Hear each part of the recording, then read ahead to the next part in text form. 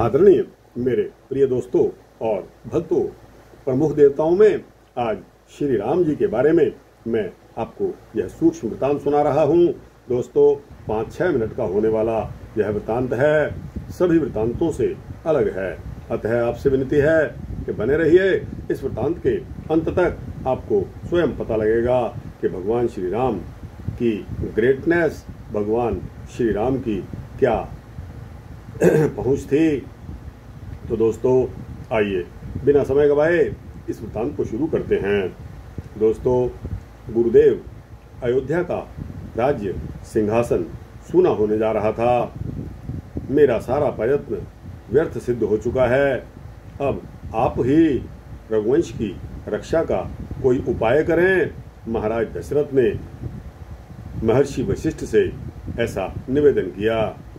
एक बार फिर सुनिए।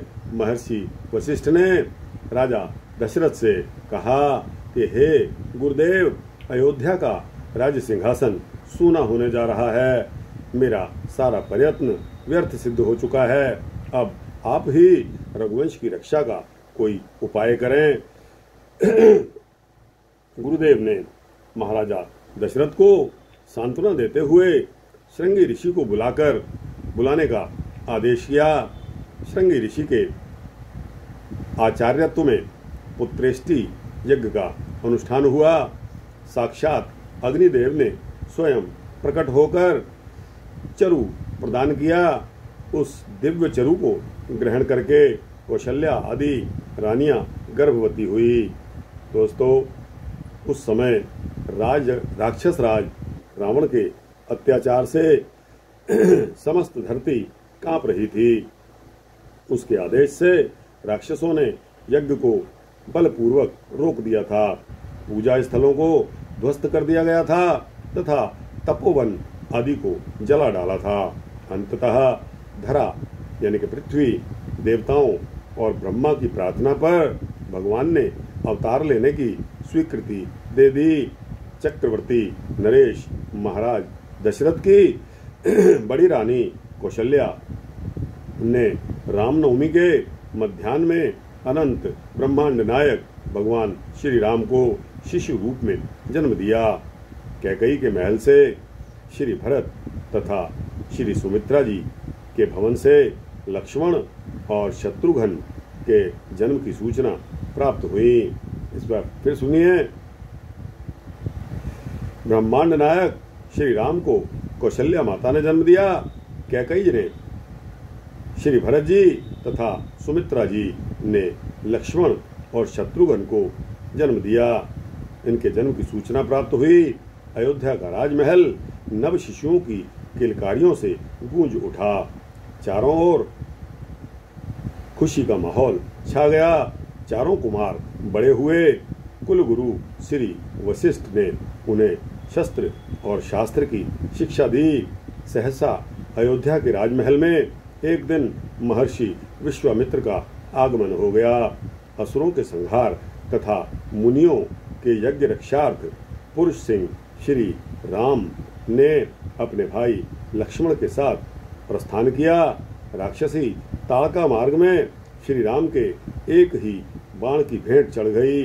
विश्वामित्र के यज्ञ की इस प्रकार रक्षा हुई।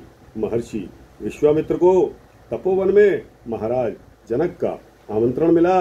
उनकी पुत्री सीता का स्वयंवर हो रहा था। महर्षि विश्वामित्र ने श्री राम लक्ष्मण के साथ जनकपुरी की यात्रा की। गौतम आश्रम में पाषाण भूता अहिल्या श्री राम के चरण रज का स्पर्श पाते ही पति शाप से मुक्त हुई और अपने पति धाम को चली गई। पिनाक धनुष को तोड़कर श्री राम ने मिथिलेश की प्रतिज्ञा पूर्ण की। सीता जी ने श्री राम का पति रूप में वर्ण कर लिया।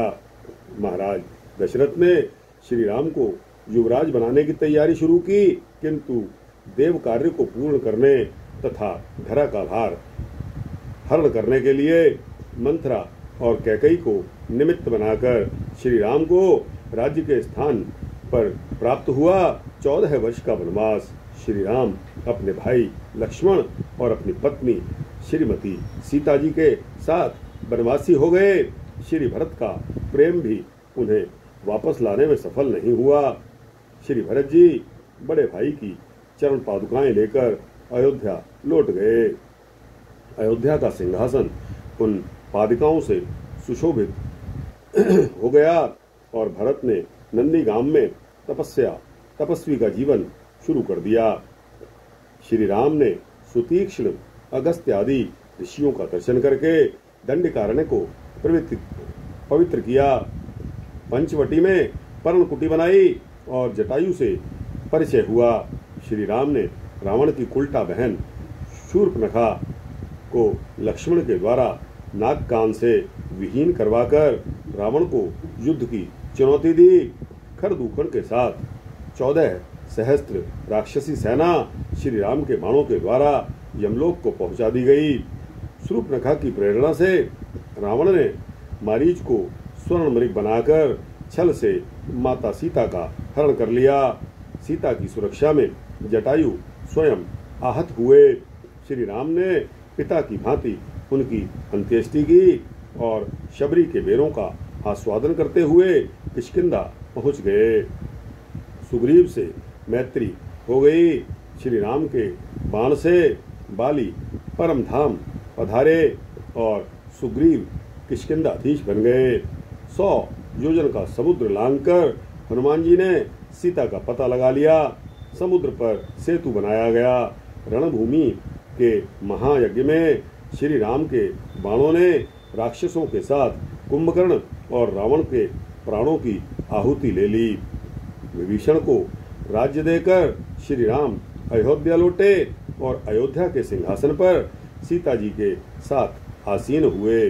11,000 वर्षों तक राम राज्य के दिव्य शासन ने इस धरा को कृतार्थ कर दिया।